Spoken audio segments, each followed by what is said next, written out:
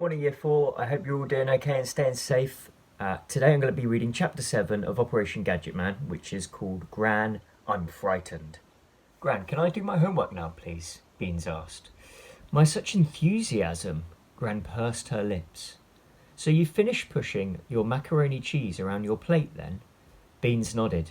Scoot then. Gran waved her hand. I'll clear up by myself. Gran had barely finished her sentence before Bean was out of the sitting room and halfway up the stairs. Thank you, Gran. You're welcome, Beatrice, Gran said to herself. Gran, I heard that, Beans called out, not stopping. Beans ran into her bedroom, closing the door quietly behind her. Lying flat on the carpet, she retrieved her spy kit briefcase from under her bed. She'd put it there after Louisa and Anne had left, not wanting her Gran to see what she was up to. Beans sat on her bed, her spy kit in front of her. Before opening the case, on top of everything else was the folder. Above the words Top Secret, Beans wrote Operation Gadget-Man. Then she opened the folder. What did she have? Anne and Louisa's fingerprints, a partial palm print, anonymous, probably useless, some other fingerprints, anonymous, a piece of material, also probably useless, some cigarette ash, and now a cigarette packet, the last 3 items in evidence bags. Not much to go on. Still, it was a start. Beans held up the evidence bag which contained the cigarette packet and frowned at it. This packet might have been dropped in the dustbin by a passing stranger. How could she tell? Still, until she checked it thoroughly, it was a potential clue. So where did all these so-called clues get her? Answer, nowhere, yet. With a sigh, Beans sprinkled light fingerprint powder on the black cigarette packet, then carefully brushed off the excess. She examined the box with her magnifying glass. There were fingerprints there all right, but they were so smudged and creased that it was hard to tell where one fingerprint ended and the next one began. I'll still keep the packet, Beans said to herself after a moment's thought. After all, there might be some other clues on it that she had missed. It might even... Wait a second. Beans stared down at the box. She just had an idea, an ace idea. She dusted the outside of the box, but what about the inside? Using her tweezers, Beans opened the top of the cigarette packet. She tried to think about how she'd get hold of the packet if she was trying to get out a cigarette. The only likely places for fingerprints were the top or the sides of the inside of it. As the inside of the box was lined with white tissuey paper, Beans dusted around with the dark fingerprint powder, carefully brushing off the extra again. This time she examined the inside. Her heart began to sledgehammer. There it was, a single fingerprint on the inside top of the packet. A thumbprint, Beans wondered. She searched through her bedside table for some sellotape. Removing the fingerprint would be extremely tricky, and she'd only get one chance to do it right. If she made a mistake, she'd smudge it for sure, and then it would be lost forever. Beans wiped her forehead and pulled her blouse away from her sticky back. She took a deep breath and held it before placing the sellotape over the print. It felt like she was shaking all over, as if her blood was trembling.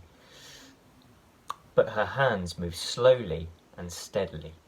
The moment the sellotape was over the fingerprint, Beans peeled it straight off again before it had a chance to really stick to the paper. She placed the thumbprint under the other prints she had got that day. Only then did she exhale, breathing deeply to catch her breath. She had done it!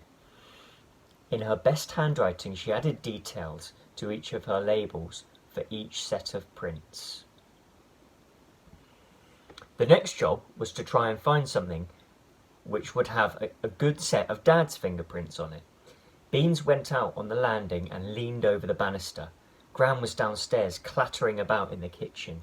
Beans tiptoed into her Dad's room and closed the door before switching on the light. Fear, deep and icy cold, bit into her. She was trembling. Here she was in her Dad's bedroom. But where was he? Beans had never felt so worried. It was horrible. It was a horrible feeling. It ate away at her until she wanted to scream, to let it out. She took a deep breath and looked around slowly. The state of her dad's bedroom was almost as bad as his workroom. Beans couldn't help but smile. Gingerly, she stepped over the coiled wires and plugs and cables and PC keyboards and screwdrivers scattered all over the carpet.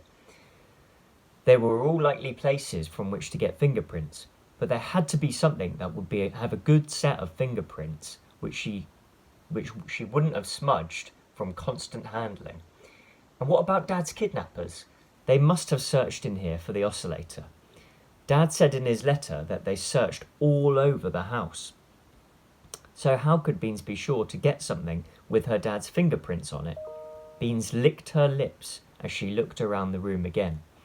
There had to be something.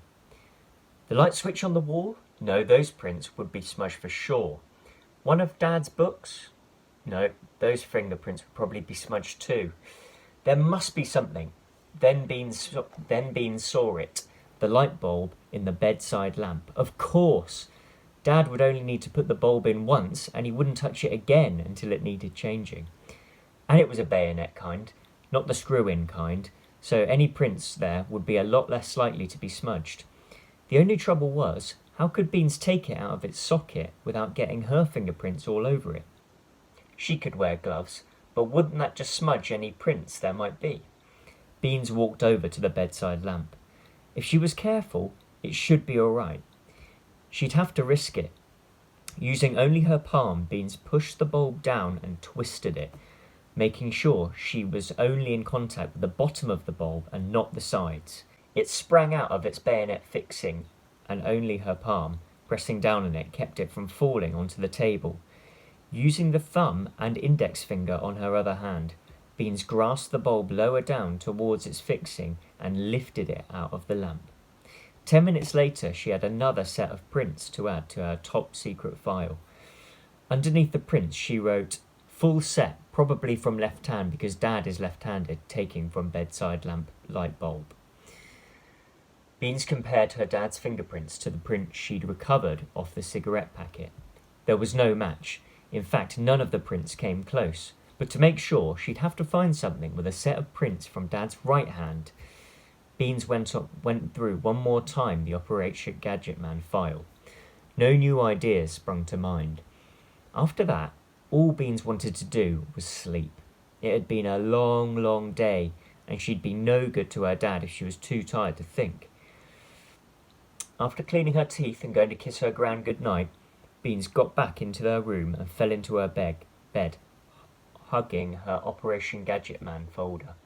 Saturday morning turned out to be another beautifully warm day with hardly a cloud in the sky. Beans quickly had a shower and got dressed. She had a lot to do today and she didn't want to waste a single second of it. It was only then, when Bean came out of the shower, that she realised what it was that had been bothering her ever since she set foot out of her bedroom. The landing was tidy. No capacitors, no cathodes, no insulation tape, nothing on the landing carpet for her to pick her way through on her way to her bedroom. Gran had been busy. Pausing on the landing, a horrible thought entered Beans's head. She ran to her dad's room, spotless. You could actually see the carpet, the bed was tidy, and all the knickknacks that littered the room were now in a box in the corner of the room. "Oh no," Beans groaned. How was she going to get a set of prints from Dad's right hand now? She wouldn't know which prints were her Gran's and which were her Dad's. She could always fingerprint Gran, but no, Gran would never allow it. "I'm going to end up fingerprinting the whole street at this rate," Beans mumbled with annoyance. She looked around the room again. Dad wouldn't be able to find a thing in all his neatness. He was going to hit the ceiling when he saw it. "But you will see it, Dad," Beans whispered, and she went downstairs. As she suspected, the whole house was spotless. Every surface had been wiped and dusted and vacuum cleaned. Every stray nut and bolt had been put away. It's like being in a completely different house, Beans thought, as she sat down to eat her breakfast. Gran joined her, a bowl of wheat flakes and hot milk in front of her. Beans wrinkled up her nose at it. Thank goodness Gran didn't insist on her having to eat the same thing for breakfast. "I hardly slept a wink," Gran sighed. She lifted her spoon up to her mouth before letting the spoon drop with a clatter back into the bowl. She pushed her breakfast away, eyeing it with distaste. Surprised, Beans looked at Gran. "I'm not hungry," Gran said tersely. Beans bent her head. She studied her sausages and beans on toast. She wasn't hungry either. "He'll be all right, Beatrice," Gran said. Beans looked up. Her Gran was smiling at her. Beans smiled back. Just at that moment, the doorbell rang. Now, who can that be so early in the morning? Gran's eyebrows almost met in the middle as she frowned. She stood up and went to answer the door. Beans followed her. The silhouette she could see through the glass panel in front of the door looked familiar. Gran opened the door. It was Detective Warner. He had navy blue cords and a light blue shirt, and the same leather jacket he had worn the other day. "Hello, I'm sorry to bother you. You must be Mrs. Comran, Beans' grandmother?" Detective Warner said. "That's right. Can I help you?" Gran frowned. "I'm Detective Warner. We spoke on the phone yesterday. I wonder if I might come in. I'd like a word with Beans," the detective said. "You found Dad?" Beans asked eagerly. Not as such. That's what I wanted to talk to you about." Detective Warner craned his neck to see past Gran. "Beans, I wanted to talk to you about the induction oscillator." "You haven't found my son?" Gran questioned. "Just what are the police doing? Sitting down, drinking tea and playing cards while my son could be anywhere, in any condition?" "We're doing everything we can, madam. If I could just come in," said Detective Warner. Gran took a deep breath. "Yes, of course. I'm sorry," she sighed. "This way." Beans led the way into the sitting room. Gran stood by the door as Detective Warner stood in front of Beans. "Beans, did you find any information on the induction oscillator?" he asked.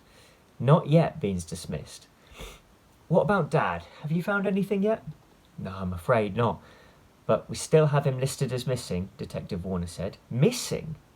Gran said from behind the detective. "Cats go missing. Umbrellas go missing. My son has been abducted."